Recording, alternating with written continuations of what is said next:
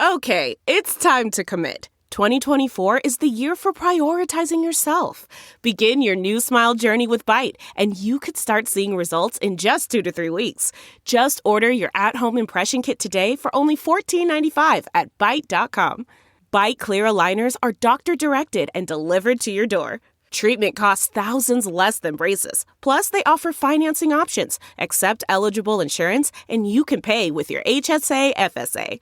Get 80% off your impression kit when you use code WONDERY at Byte.com. That's BYTE.com. Start your confidence journey today with Byte.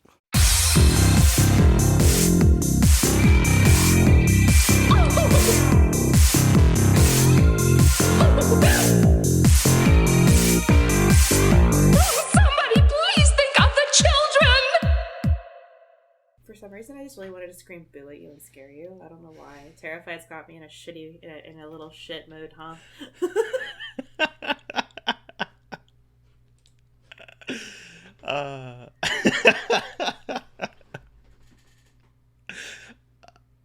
I don't even know where to go from there. Oh, hello, listeners. Welcome to our very first Patreon episode of Scarred for Life. Scarred for adult life? Scarred forever? Scarred for something or another? Scarred for something. Scarred for something. Our monthly Patreon exclusive episode where we dig into the things that have terrified us as adults that maybe hopefully won't be covered on, the regular feed. I'm Terry. And I'm Mary Beth. And for our first episode, we of course had to cover this movie that has been brought up more times than not on our main episodes. The movie that is most often brought up as a film that terrified our guests as adults. This is the Argentinian horror film Terrified that was released in 2017, directed by Damian Rugna. And for those of you who are unfamiliar, this film follows a series of supernatural events in a neighborhood in Buenos Aires. Very, very basic. But, I mean, it's not wrong. It's not wrong. It's not wrong. I think this was one of the first, I think, big Shudder original movies. I remember this being a big deal because it was after Revenge, but this was a movie I think that people were really excited about for Shudder. But I know that you saw it before it was on Shudder. So before we start talking about this movie more in depth, let's talk about how we first saw these movies, our first reactions, and why we're talking about it. And Terry, I love your fucking story about this movie, so I want you to go first. All right. Yeah, so this came out. Well, this was hitting festivals in the States in 2018, and one of the festivals it hit was Telluride Horror Show, and this was the very first festival that I had ever been to in person. Well, been to, period. It was the very first festival I covered. I went as a fan and not coverage because I didn't think I was big enough to request press coverage. So I went there, paid the tickets, went to go see it. And I don't know if you guys know where Telluride is. It's in Colorado. It's in the mountains. It's a ski resort town. So it's up in the mountains. It was I think a 14-hour drive from Omaha, Nebraska to there. That me and two of my best friends went. So you drove all the way there? You didn't fly? We drove all the way there. I don't think I realized you drove all the way from Omaha. Well, the thing is that we could have flown into Denver and then taken basically a prop jet from Denver to an airport an hour outside of Telluride. But one of my friends, Nikki, my best friend that I've known since high school, does not like to fly, period. She is a horrible flyer. And I was like, that's probably not a good idea. Plus, then you'd have to get an hour long trip. I think they might have shuttles that go, but you're also looking. So there's it just wasn't going to be feasible. Yeah. So we drove instead 15 hours. And I don't know if you know this, Mary Beth, but when you go up a mountain, you actually go up a mountain. You don't just materialize at the top of a mountain. And if you're me and you're driving up to Telluride and you are driving on basically the outskirts of the road and about 2 to 3 feet, at least that's what it looked like to me. It might have been 5, but we're not very far, is a cliff. No guard railing. know anything else. It is road, cliff, oh, hello, trees that I'm seeing the tops of. Who sees the tops of trees? You, apparently. Yes. And I'm driving Fuck up that here, shit. and I was Fuck like, that. I remember specifically because I'm driving and I am having a panic attack. And I'm like, guys, this might be the worst time to tell you this, but I'm afraid of heights. And that is kind of a misnomer because I'm okay flying. I can look out the window flying. I'm okay on roller coasters, on things that shoot you up in the sky. Okay on that. But anything that, like, I feel there's really no protection, in this case, driving up a fucking mountain, my balls retreated into my body.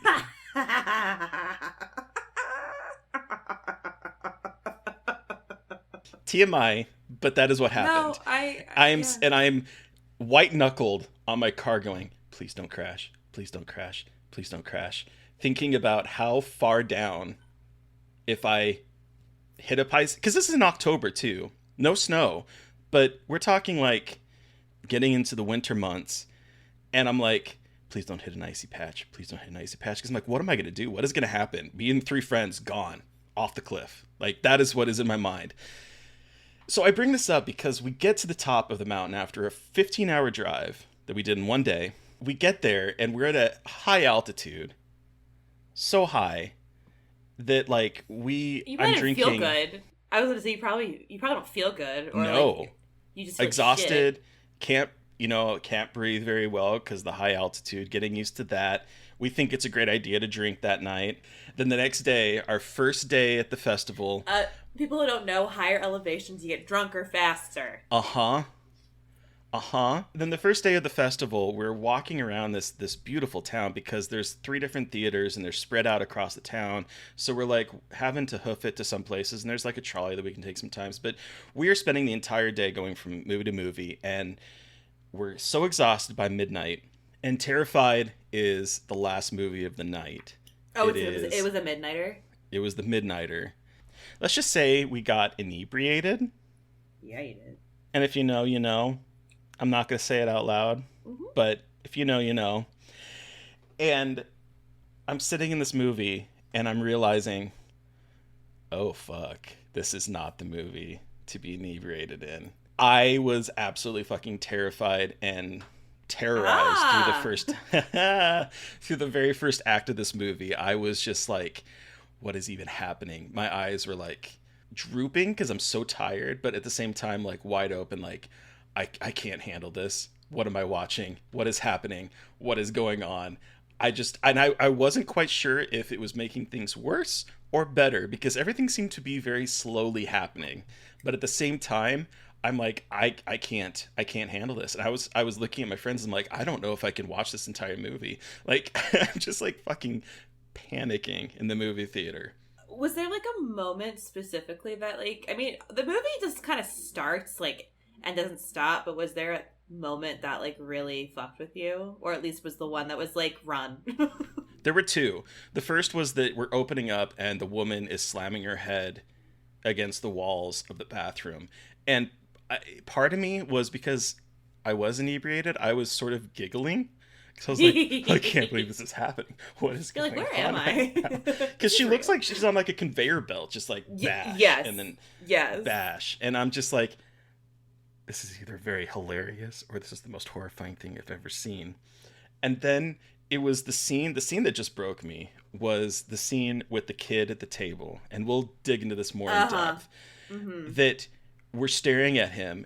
And again, time is moving so slowly that I'm just like, is this kid going to move? He's going to move. Why isn't he moving? What is happening? We're still sitting staring at this kid. When is he going to move? And then when the milk got spilled over, I was like, no, I need to get out of here. But I was surrounded by people on both sides. I'm like, I can't go anywhere. I am stuck in this fucking hellhole. And I'm like, I can't handle this. I cannot handle this. And I think I might have fallen asleep. I'm not quite sure because I don't remember a whole lot of some of the middle part of this movie. But it was just a fucking nightmare, Mary Beth. I could not handle it. And I was like, why did I do this? Why did I make that decision? That was my first viewing of this. which is why I definitely wanted to talk about this. But I know you have also seen this movie, and this is also one of your choices. So what is your first time watching this movie? Mine's way less fun than yours. Mine was, I watched it by myself when I was living in Chicago. So when I lived in Chicago while I was in grad school, this came out on Shudder. Mm-hmm. Grad school for me was a lot of staying inside and smoking weed and doing homework by myself. Which is not much different than what I do now. Let's be perfectly honest, as myself. But I had heard that it was like on Shudder. I'd heard amazing things about it. I'd heard it's so scary, and I was like, all right, it's Friday night. I am going to watch a scary fucking movie. I'm going to turn the lights off. Mm-hmm. I'm going to put on my noise canceling headphones, and I'm going to get fucking scared. So the part with the man under the bed. Yeah. So what I was doing, I was watching it at my desk. Okay. So it was like my desk was next to my bed, and I was in my desk chair. As soon as my bed was up, so it wasn't like there was more space for storage underneath. So as soon as the bed stuff started happening, I was like, "Fuck that!" and moved to my bed with my bed in the corner. My bed was in the corner, so I had my back to the corner so I could see all parts of my room and know what was going on. Like I had to see it. I didn't turn the lights on, but I at that point was like, this is actually really scary. Like, they weren't lying. Like, this actually is pretty fucked up. So, yeah. I was not expecting it to be so fucked. It lives up to the hype. It does, though. And, like, that was my story. I was sober, though. I was stone cold sober when I watched this the first time. And it still scared the shit out of me. So my story is not as fun as yours, but it definitely, like, I tried to set this, I had the atmosphere going for it, because I knew I wanted to be scared. And sweet, merciful Christ and a cracker scared the shit out of myself. Well, I don't know what's worse, watching it in a movie theater full of people, or watching it by yourself in your bed in the dark with noise canceling headphones. Like, I'm biased. I think it's the one I did. I honestly do too. Because then I was like, well, no, I have to go to bed, and there's no one watching it with me to talk to me and talk me off the ledge. I definitely put on Jenna Marbles YouTube videos afterwards. I was going through a Jenna Marbles phase when I was in grad school. 10 years too late, but yeah. I mean, I just can't imagine. That is kind of the perfect movie to just be kind of curled up in your bed and watching with noise canceling headphones, because it's so fucking terrifying. It really was. It was a good move, I think. It was, and I'm glad I experienced it that way. I mean, I love doing that. I mean, a lot of us horror fans love doing that, and it's just so cool when you can actually have that moment where you're like, oh, I am terrified. I am legitimately terrified. Like, it did that trick. And, and I actually hadn't watched it again until today when I rewatched it for the first time since I first saw it. And I think I realized that what this movie does, and I mean, I think we're gonna dig into it more specifically, but as an overall thing, I think what this movie does incredibly well is tap into childhood fears, because there's the man under the bed. You know, we're introduced to him as the guy is pulling his covers up and kind of peeking over the bed, which I did as a kid. I still did it. I have a box spring, so we don't have anything under the bed, but I used to do that. Yeah. I still do it. So there's that, and then also when there's a moment I think towards the end of the first act where another kid kind of, is crawling into the backyard of the friends, and he sees something he shouldn't see with the dead kid at the table that turns to look at him. So there's I feel like there's these moments of it understands that we're innately afraid of the dark. We're innately afraid of things that we can't see. That kind of mood that really, on this watch, I was like, yeah, this really kind of brings me back to being a kid and watching something that, it's that high that I think we chase from being a kid and watching something that absolutely terrified us. It brought me back to that kind of same feeling of I don't feel safe. So I'm glad you brought that up, because I kind of wanted to I wasn't sure when we wanted to talk about this, but I'm going to bring it up now before we go into specific moments. But I was thinking about, like, what makes this movie so scary. Trying to think about what makes this movie so scary. Aside from the fact that there's, like, you know, scary shit happening, and, like, but what makes it so terrifying? And I think something that stood out to me is this movie is always jump scaring you. This movie is always throwing things at you. So there is never a moment to relax. And No. we say that a lot about horror movies, but I think this is one of the best ways I've seen it done in a horror movie, is that, like, you are programmed from the beginning that you will not be able to predict when something is gonna fucking jump out at you.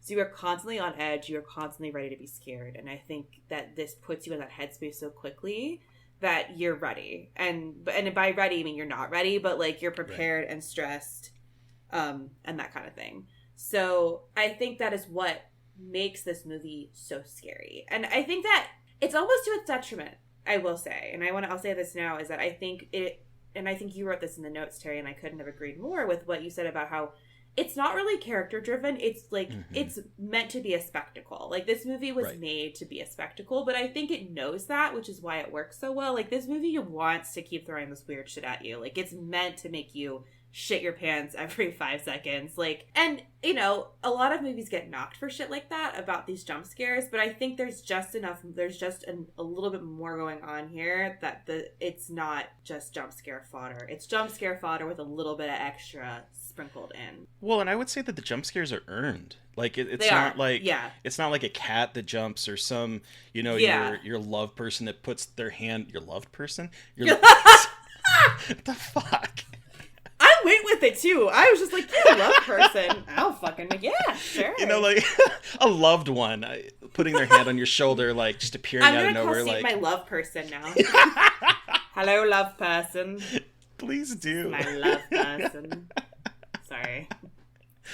Pretty soon we're gonna find out the wedding's off because of love person. I can't. No, can't. Can't do it. Can't do it. But, you know, it's not like one of those kind of like the cat jumping into frame, or someone touching a shoulder that has no right to be there, or someone closing a mirror and there's someone standing behind you. Like, there's none of those moments. They're all like well earned, and they're well constructed to be the maximum number of what the fuck did I just see? Well, and the other scary thing is that nothing scares these things away. Light doesn't scare them.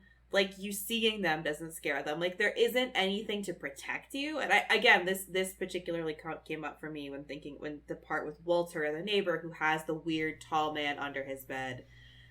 No matter what he does, like, nothing scares it. And I think we're so used to having rules with, like, ghosts and creatures and stuff, of them being able, like, oh, you turn on the lights, they disappear. You don't, like, you do this, you do that, you're protected. Here, it's like, those rules don't exist anymore. You can't protect yourself. You're fucked. Like, that, when you don't, the rules are broken, and you're like, fuck. And then when they do explain the rules, which we'll get into, you're like, I don't understand the mechanics of this movie, I will say. We'll get there, but I still don't fully understand it. But that's fine. But, like, that, I think, is where the movie falls a little bit. It's just, like, trying to be very complicated, and I'm like, no, you didn't need to be that complicated, but we'll get there. But I will say that when the experts are introduced, they know maybe a little bit more than us, but, like, they are fumbling around in the dark too. This isn't like Poltergeist where, you know, little Zelda is coming inside and like, your house is clean. Right. They're just like, babe, I don't know what's going on. I don't know why this weird thing is coming out of your wall. We don't have gay icon Zelda Rubinstein saying, house is clear, y'all. No, we don't have any of that. We have people that are like, you know, they have a little bit of familiarity with it, but they don't completely understand things. And obviously it doesn't help them in the end. So there's again, that idea of like no safety with this movie. And actually watching it this time, it kind of reminded me a little bit of like Ju-on or The Grudge, or even Insidious to some degree, where like Insidious starts and it's just like starts, and then they move to another house and it still follows them. Like, it has that same kind of feel to this, where that movie was not safe. Like, you never felt safe in that movie. But then in Ju-on or The Grudge, you know, it's sort of non-linear. It doesn't really tell you everything. You're following these different characters, and it's spelling out the story that kind of fits together in puzzle pieces that we have to like figure things out. So I do think this movie takes a lot from J-horror, in particular The Grudge, to make it feel like you're not safe. Yeah, and I also think it has that kind of almost anthology film like vibe that Ju-on has, in terms of like things are happening in the same area, the same house, to different people, and like there is some connective tissue, but it's all happening. It's happening simultaneously, but in different forms. And I think I like that format a little bit better than when the last half, when it kind of all comes together and it's like kind of more like a ghost hunting, ghost hunting movie more than anything else. I mean, it's still terrifying, but I think the biggest strengths are in those like almost segments of like, okay, so we'll just jump into Act 1, because Act 1 is this kind of anthology, so anthology-ish kind of scenario. Because then we have, you know, the cold open is the couple who the woman hears voices coming out of the drain. Absolutely terrifying, by the way. There's a really good visual gag with like, there's a bubble that's formed over the drain, and it like is like breathing with the drain, like it inflates and then kind of goes down and inflates again. What a small but creepy moment. And like, I forgot about that. Like, there's a lot of memories that kind of started coming back to me that I'd forgotten about this movie, because I think the cold open specifically with the woman dying and then the little kid were the two big things I remembered. So it's the most incredible cold open and cut to a title card, which like they said that I'm going to die, and then it goes terrified with like insidious kind of like yeah music, and you're like, oh no. That was when I was like, oh no. Honestly, I think that's when that's when I immediately said, I think I made a bad choice. I mean, it sets your shit up right away, though. Like, this movie is not fucking around. And then this gag where you hear a knocking sound and the husband is like, I am pissed off. The neighbor is like being loud and annoying and he's trying to bother him. He comes back in and he's like, wait, that wasn't the neighbor. That wasn't Walter. Like, such a good, like, urban legend gag, you know, a little bit too, you know what I mean? And he goes into the bathroom and his wife, like you were talking about earlier, a little janky looking of her body being thrown back and forth between conveyor the shower belted walls. Across the shower. And what is so, I mean, like, it's fucked up because she's obviously been doing this for like hours and her body is absolutely destroyed. Like, because he doesn't go check on her in the shower because the shower is running. So he's like, she's in the shower, it can't be her. And then it's like, uh-oh. He finds her, and it doesn't stop. She doesn't, like, fall down. And when he grabs her, it just keeps slamming her head into the wall. And that was another moment where I was like, this movie is not fucking around. Like, this will not let you go. Like, this is like a shark or some kind of horrific supernatural predator that once it has you, you fucked. Like, you're not going anywhere. And that is so scary. He tries to stop her head from hitting the like faucet, and it's just not happening. And he is like panicking. He is crying. He's telling her to stop, and obviously it's not her. The blood is like all over the fucking room. It looks like someone just threw paint everywhere. It's oh my god. But it's like I think the kill iconic and the sound design. I mean, like. And I didn't clock the score at this part either, because the film has a pretty big score to go. Oh, it's very bombastic. These jump scares, but the score at the beginning, where it's not as like jump scare, is like kind of this creepy droning sound that I hadn't remembered, and that is just as uncanny because you don't know what's going on, and it just adds to the confusion and the chaos of whatever is brewing here. And, I mean, like, this entire segment just really starts their shit off strong. Like, you're ready to go. Yeah. And I think it kind of plays with convention a little bit because, you know, you think of, like, a haunted house movie and you hear the knocking, you know, it's like, oh, something supernatural's happening in the house, right? And then it kind of goes from there, you know, like Poltergeist. It starts small, chairs are moving across the floor, that kind of shit, right? Where here it's like, no, that knocking is your wife banging her head against the bathroom walls. Like, it just starts at 100. It doesn't give you any time to, like, ease into the situation. Well, and also, this isn't a haunted house, the same haunted house movie that you think, because it's not this house. Like, we're done with that house. We're almost done with, like, that guy and that house. He's then we move on to the next segment. We have him talking to the paranormal investigators as kind of a bridge between like, hey, what happened with your wife actually happened somewhere else. And we're kind of like trying to figure out what's going on here. But we don't really know what's going on. But like, hey, can you help us? Like figure out, like tell us what's going on in your house. And then that's when we go to the next segment, which is their neighbor Walter, who they thought was banging. And Walter's story is the one that made me want to piss my pants. On this watch, it definitely was the one for me too. I don't know why it didn't affect me as much in the movie theater, because this is fucking nightmare fuel. I watched it by myself next to my bed, so like next to your bed. I had like the actual space, and I was like, oh no, and like I had to like open my closet and turn the light on and check it, and then shut the door all the way because I was like, not today. Dennis Nedry. What's the magic word? Fuck you, that's the magic word. Anyway. But like we get him, and again, it starts off with like he is at the edge of his life. Like he is exhausted. He has been trying to call this Dr. Albrecht, trying to get her to come take a look at his house because it's fucking haunted. She's not returning his phone calls. He's obviously losing it at work. He gets home, he's not sleeping. And then we get this masterful sequence where he's like in bed, looking down underneath his bed, and he leaves the cover up. And then he gets down off the bed and the cover falls back down. And we get the little stinger of the music score. Like, key in on this. But then what I love is this again, a small moment where he's back in bed and the lamp on his table turns off. And of course, the cord from that table is underneath his bed. And so he has to reach down under his bed to plug it back in, and you're just waiting for like a hand to grab his wrist. But no, that doesn't happen. And that's where my laptop charger was under my bed. And I had to plug in my laptop charger while I was watching this movie. And I was like, I'm fucked. My hand is going to be eaten. But I love that he like leans over and that's not what happens. Instead, we have the camera back under the bed and we see the dude's fucking leg standing there as he takes off running away. Like, what? And like also there's found footage parts in this sequence because of me. I love that because he sets up a camera to film what's going on because he's like something fucking weird.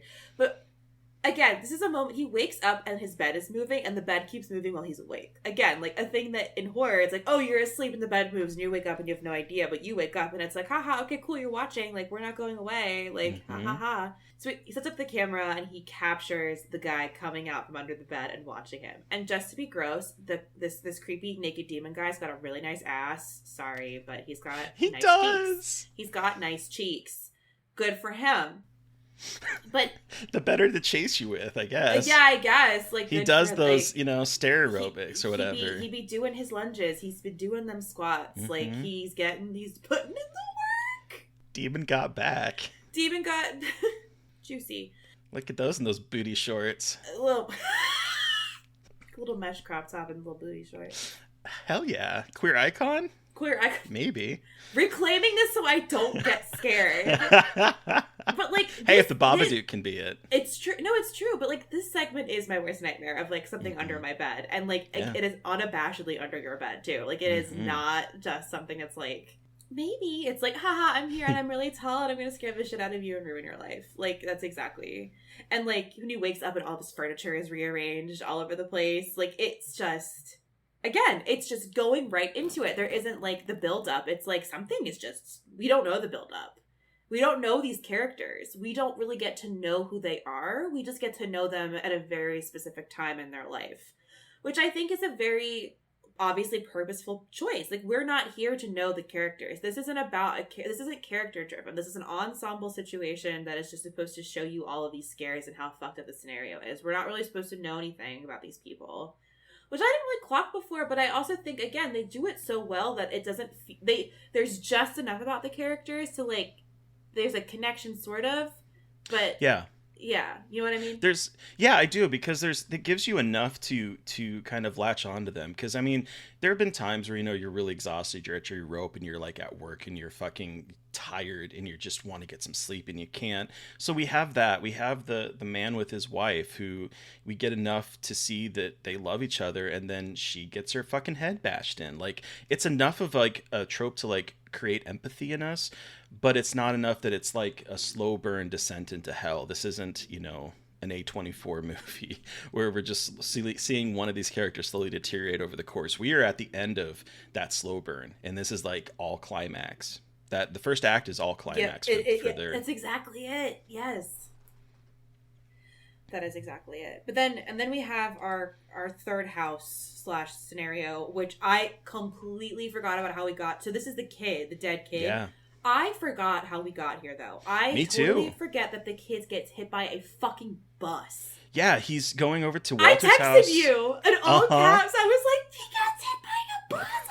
I forgot. I did too. Because, like, he goes over to Walter's house, and you see him, like, trying to drink from, like, the faucet, and Walter is in his boarded up house, and he's like, don't drink the water. Get out of here. Yeah. And it made me think that there's, like, it kind of increased this idea that, like, there's an infection in this place. Contagion. I was thinking about the contagion aspect. And then he backs up, and before you know it, dude, he gets hit by a bus, which again is also sort of like foreshadowed, because when the paranormal investigators are talking with Juan, they're like, when did it start? And he's like, it started with the accident, because that's what he saw, is the accident of the poor kid that gets hit by the bus and decides to come back. This movie is killing a little kid immediately. Like, it introduces this little kid, and not a minute later his ass gets run over by a whole fucking bus. Like, incredible. This movie is just like, yeah, fuck it. So the kid, it's sad, the kid is dead, but then I love how they introduce this too. The cops, a cop calls a paranormal investigator and is like, yo, bruh, you gotta get over here, like, we used right to work now. together. Like, this is, I don't know what to do. And they show up, and it's like, the cops have already been there. And again, like, we are coming at the tail end of it. Like, all we see are little muddy footprints leading up into the house. And then dirty handprints on the door, like scratching at the door. It's such a small moment that's really not addressed, because they address the footsteps moving up the fucking house, but they don't address the fact that there is like someone is pawing mud on the door. It's never really focused on, but that's such a small little environmental detail that I was like, ooh, what is going on here? Yeah. And so they finally kind of show what happened, and the little boy is just sitting at the dining room table like nothing happened, but he's fucking rotted corpse. He's dead. He's very dead. And the cop is like, and like, of course, somebody be like, oh, the mom went crazy and like buried the kid, but they're like, the mom doesn't have dirt on her. There's no trace of decay. The kid's got dirt under his nails, like he was buried. Yeah, he like, it's bloodied, like it's raw. And so they're just which is horrifying. Exactly. Like, what is going on? And then they're like, the cop is like, my people have seen him move, and I have seen him move. And right away, he's like, I have seen him move. Like, this is not okay. Like, there is something very wrong here. The guy's like, well, just blame it on the mom. Like, they were just like, okay, let's lie about it now. And I'm like, let's bury it again, and just pretend that nothing happened, so that the mom doesn't get locked away in a crazy bin, is basically what he says. And on top of this, the cop that calls the paranormal investigator, his name is Funes. He has been seeing Alicia, like they have a romantic relationship together. And the moment he starts talking about it is when the kid knocks over the glass of water and the glass of milk. And it's almost as if like this kid is not happy that he is hanging out with his mom. I know. I got that, and I didn't remember that from this time. Me neither. Oh, I like that little like added thing of like, fuck you, man. And then everything. This is kind of when everything starts coming together into a more like cohesive linear narrative. Is we have this like this paranormal investigator sees Albrecht.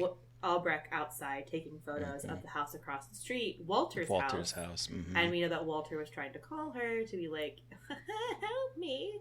And he sees her, and he's like, hey, also, you should come see what's going on over yonder, because, boy, I got something for you to take photos of. It's not contained in one place, lady.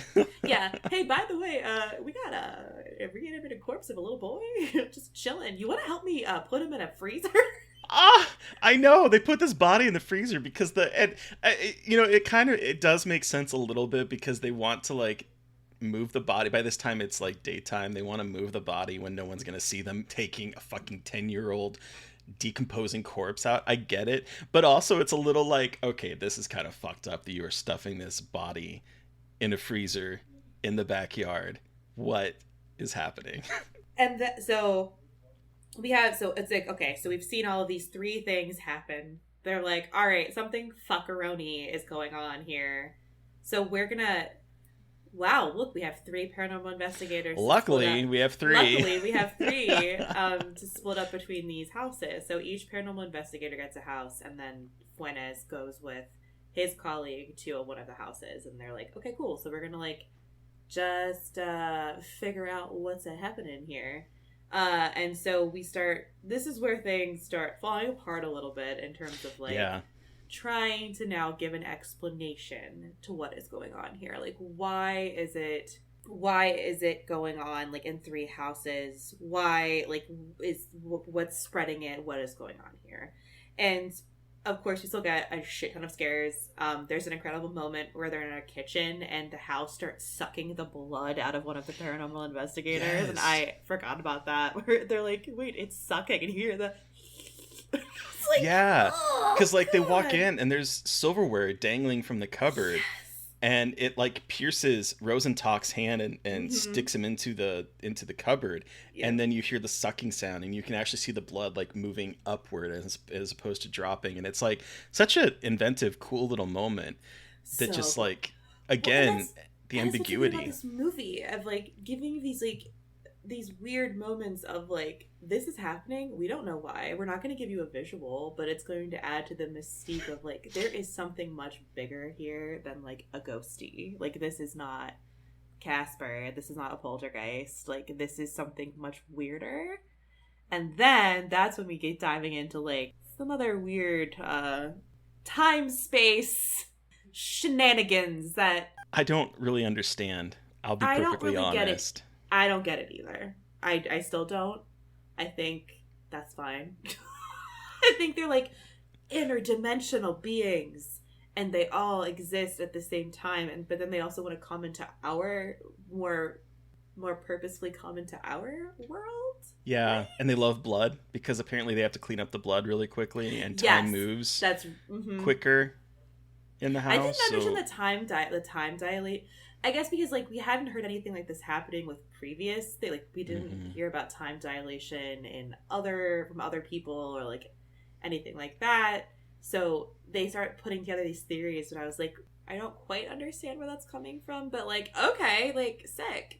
But I will say, when they discover this, it's a really cool gag where Fuentes is on the phone with with Jono.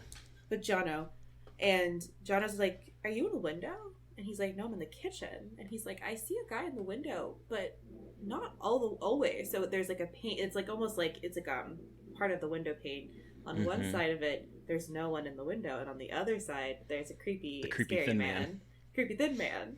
So it's like, I think a really awesome visual representation of like something fucky is going on with time, space, dimension stuff, and it's a really cool visual gag to really set that up in a really fascinating way. And then we get a jump scare because the moment the camera pans across one, it's like right in front of fucking Jono's face, and I jumped.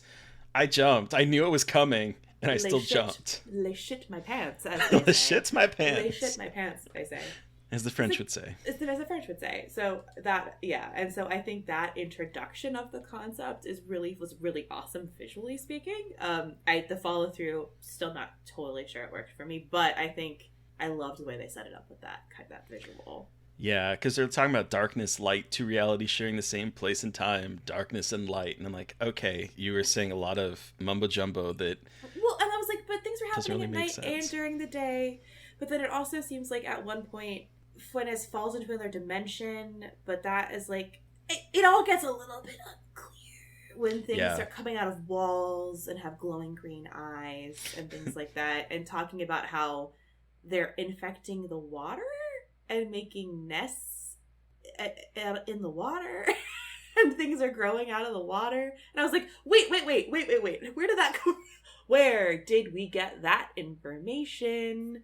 Talks I about like the dimensions idea. organized like an orange. Water is the Yes. channel used by microscopic beings. They can use our body. And that is when the hand reaches through the crack in the wall and And it smashes her goddamn head. smashes her. Oh, I forgot about that part. That was incredible. Hmm I jumped there He's too. Like, they're like, why are they so aggressive? And then it just slams her head into the fucking wall. And I was like, got him.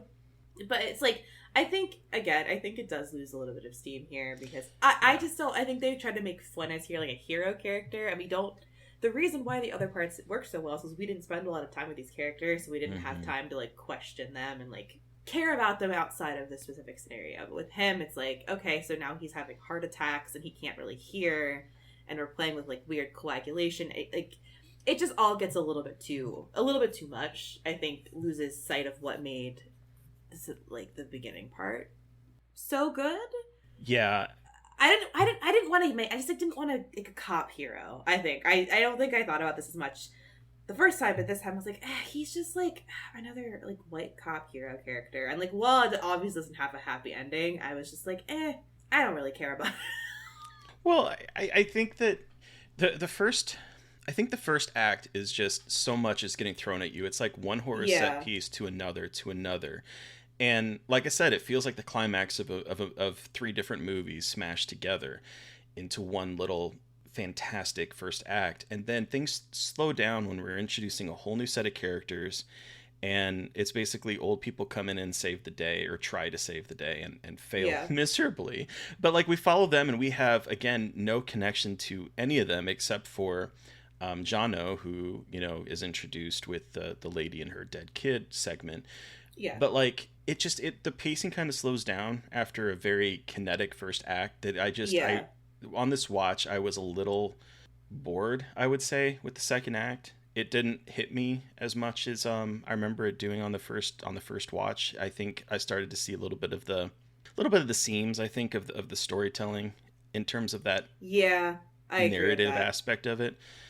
So that's a negative, but I think that once we get into the third act, and again, yes, it is Fuentes, but him running away, the woman with her neck bent backward, running, and just like they're torturing us. When she said they're torturing us, I was like, fuck. And then, so this all clicked a little bit more for me this time though, because when you said they're torturing us, and then it seems like I kind of realized, this is now Fuentes is in his own personal hell. That's kind of how I perceive this ending, where he is now seeing like the love of his life get mad at him, kill herself. The kid is still there. Like he is in his own personal version of hell. Is kind of how I was interpreting it around like this time around, and everyone else is kind of experiencing their own version of hell as well, which I think is so fucking scary. Yeah, no, it's still, even though I think some of these narrative beats don't necessarily work as well as the first act, there are some really disturbing aspects to it, and that is one of them. Him seeing the woman that he's been, you know, having a relationship with, you know, blaming him, saying that, you know, like, you stuffed my kid in the you know, the refrigerator, all that kind of stuff is deeply disturbing on like not on a visceral level, not on a you know, horrible things are getting smashed against wall level, but like on this is some fucked up mental psychological horror stuff. Again, like thinking about like we're torturing us part and like his I think that again, like it does kind of get lost a little bit at the ending, but there is something really fucked going on there with like the way this is all coming together. And then we have our final shot or our final sequence where this guy from the first, it kind of is it's like a bookend. The guy from the first segment at the beginning, more investigators are coming to talk to him about like, have you seen this guy? Like, what did I talk to you about? And he goes, did that guy come with you? And he points to the back. And they're like, who are you talking about? He's like, he came in here with you. And then it reveals one of the investigators who looks like he's been horrifically burned, and he starts moving chairs. And the final shot is that fucking chair coming out the camera. Yes, which is It's such like, a great, it's such a good. But the thing is that like, so the director Demian, Yes, maybe. he has been working on a sequel to this, and he had been writing it ever since that first one happened, and his idea would be that it would start right after the first one finished, so seconds after you see this chair flying into the screen. Yeah. He's like, he wanted to pick up immediately there. And he says also you get to know a little bit about what's going on in this town, but it's not his main interest to explain it, nor does he want it to be the audience's, but he wanted to like pick up literally where the first movie ended. This movie, I think from what I understand, it sounds like it's kind of tied up with some rights issues, because when it got bought, so like Netflix and Shudder acquired the original, then they got offered to shoot the remake. And he says one of the things that he fought for was having a chance to do a sequel to the original film, because the studio gets to own everything, the characters, the music, the brand, and so on. So he's like, so while I'm the first option to direct the American sequel, you never know what's going to happen. And he wanted some leverage. If they do, because there's been talk about them remaking this film, and there's one moment in this that I was like, this would be kind of cool to do. And it would be if you were to, instead of remake it, back in that, when the investigators are first talking to Juan, they're like, this happened in the US in 1998, and there's a lot of similarities. And I was, because there's that line, and that's why they brought Rosentalk in that first segment. Yeah, that's and he brings right. up it happened in America in the 1998. Yes. That would be a fucking awesome way to do Oh my like God, American version of this movie, fuck, that would be so good. because then it would be like a prequel.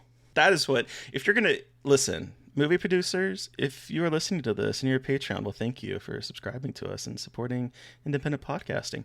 But also, if you wanted to do American remake, do this instead and make it in the US. Make it like a...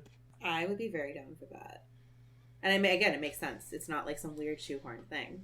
Right. He also is tapped by Shudder to distribute a new film that he is working on that sounds really good, called When Evil Lurks.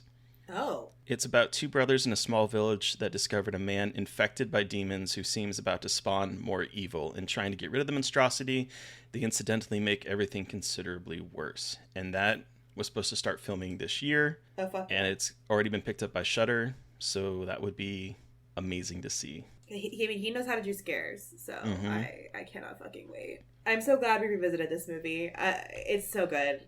Like, even when things fell apart a little bit, it's so good as shit. It's so scary. Like, it still got me. Like, yeah. I mean, the first act is... and I honestly think that when people think about this movie and think about being terrified by it and the things that really jumped out at them, I believe it's the first act. I agree. I think so, too. I think the first act is where, like, a majority of these really incredible scares do kind of reside. Because it's what I remember. In fact, when I was watching this, and I was like, oh, this is happening all very quickly. And then the kid part, for some reason, I thought the kid part was much, much, much, much later in the movie. Okay. It's again because I'm pretty sure my idea of time was really fucked up by this point. Oh? Yeah. And I forgot how long the stuff was at the end. Like, with the paranormal investigation stuff. Yeah. But, I mean... It's still scary as shit, guys. It's still on Shudder if you want to check it out. If you haven't checked it out before and you want to get scared, it's there for you. And if you just want to get scared again, rewatch it. It's there. Spooky season's here. It's time to start rewatching that scary shit. It's like it's a perfect Halloween watch. Oh, and yeah. I think it's a great... It's not good to show people who don't like getting scared, but I still think it's a good horror movie because also I think if you really want a good jump scare movie, like, that is the one. Well, thank you everyone for listening to our first Patreon episode of Scarred for Adult Life. Maybe we'll have a better title for this at some point, but this is what we're working with for right now. These will be coming up once a month on Patreon, and we are going to do a post where we will have people vote or suggest films for us to cover. Contemporary horror films that have come out in the last 5 to 10-ish years that will have more like 5-ish years that we probably won't cover on the podcast just because they're so new. We want your suggestions and to hear what scared you. Yeah.